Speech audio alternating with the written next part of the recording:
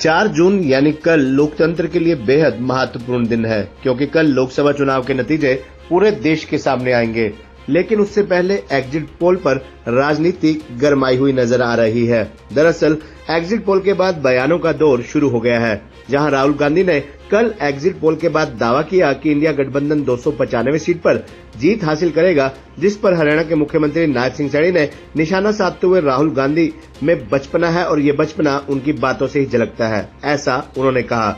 दरअसल मुख्यमंत्री नायब सिंह सैनी गुरुग्राम के सेक्टर 51 में एक कार्यक्रम में शिरकत करने पहुंचे थे, जहां उन्होंने राहुल गांधी पर निशाना साधते हुए कहा कि जहां एक ओर नरेंद्र मोदी देश का गौरव और सम्मान बढ़ाने का काम कर रहे हैं, वहीं दूसरी ओर राहुल गांधी देश का सम्मान और गौरव को कम करने का काम कर रहे हैं।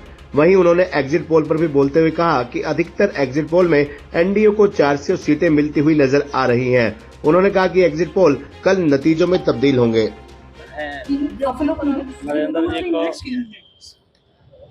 जी सर, मैं नरेंद्र यादव जी को बहुत बहुत बधाई और शुभकामनाएं देता हूं, क्योंकि कठिन परिस्थितियों से जूझना ये इनके जीवन का शायद हिस्सा है।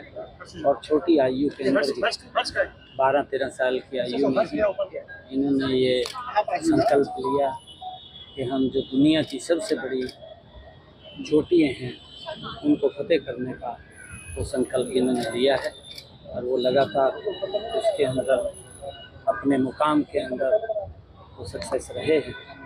और अब उन्होंने ये संकल्प लिया है कि अलास्का की यूएसए की सबसे ऊंची चोटी उसको फतेह करने का मन बनाया है। मैं आज उनको इस फ्लैग ऑफ सेरेमनी के अवसर के ऊपर नरेंद्र जी को बहुत बहुत बधाई और शुभकामनाएं देता हूं कि जो उन्होंने ये संकल्प लिया है कि हम उस चोटी को फतेह करेंगे, भारत के तिरंगे को उस पर लहराएंगे। ये मैं इनको बहुत बहुत बधाई और शुभकामनाएं देता हूं। और आज इनके मैं जीवन की सक्सेस की मैं शुभकामनाएं इनको देता हूं, क्योंकि लंबे समय तक ये लगे रहे। सरकार भी उसके अंदर लगातार ऐसे हमारे जो पर्वतारोही हैं उनके लिए भी उन्होंने विभिन्न स्थानों के ऊपर समय के ऊपर आगे बढ़ाने का निर्णय लिया है।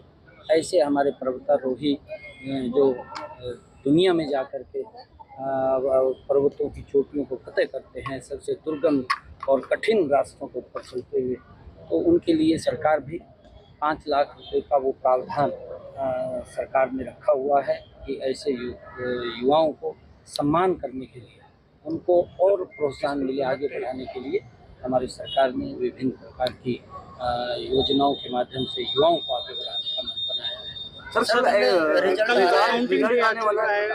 किस तरह के रुझान देख रहे हैं, खासकर हरियाणा में इस समय जो आगे चुनाव भी हैं, नीति सारा असर पड़ेगा हरियाणा का रुझान? देखिए, हरियाणा के लोग आदरणीय नरेंद्र मोदी की नीतियों को और जो डबल इंजन सरकार ने काम किए हैं, मैं ये बात बोलता भी हूँ कि मनोहर लाल जी ने जो गुड गवर्नेंस में हरियाणा में काम किया है और उस गुड गवर्नेंस के माध्यम से जो लाभ अंतिम व्यक्ति, गरीब व्यक्ति तक पहुँचा है, ये पहली बार है कि सरकार ने गरीब व्यक्ति के उत्थान के लिए ईमानदारी से काम किया है। हमारी डबल इंजन की सरकार देश के विकास के साथ साथ, देश के इंफ्रास्ट्रक्चर के साथ साथ देश के गरीब व्यक्ति को उत्थान के लिए भी ज़बरदस्त काम ये डबल इंजन सरकार ने किया है। और उसका परिणाम है कि देश के लोग आज नरेंद्र मोदी जी की नीतियों से, नरेंद्र मोदी जी से बहुत प्रेम और स्नेह करते हैं।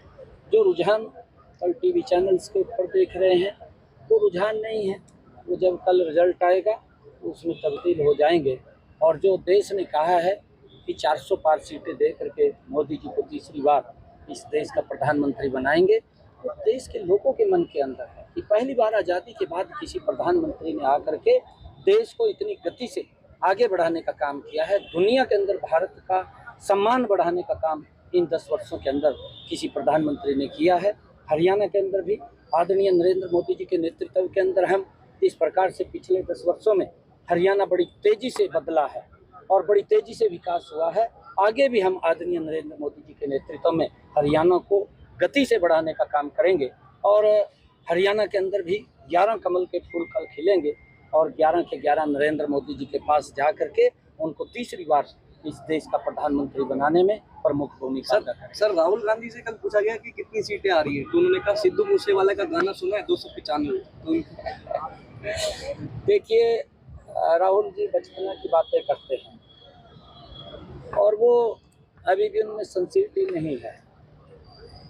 देश के लोग मोदी जी ने जो काम किए हैं, ये भी उनकी बचपने की बात है कि मोदी जी लगे हुए हैं पूरी दुनिया में भारत का सम्मान गौरव बढ़ाने के लिए, और राहुल गांधी साहब लगे हुए हैं भारत के सम्मान गौरव को कम करने के लिए पूरी दुनिया में।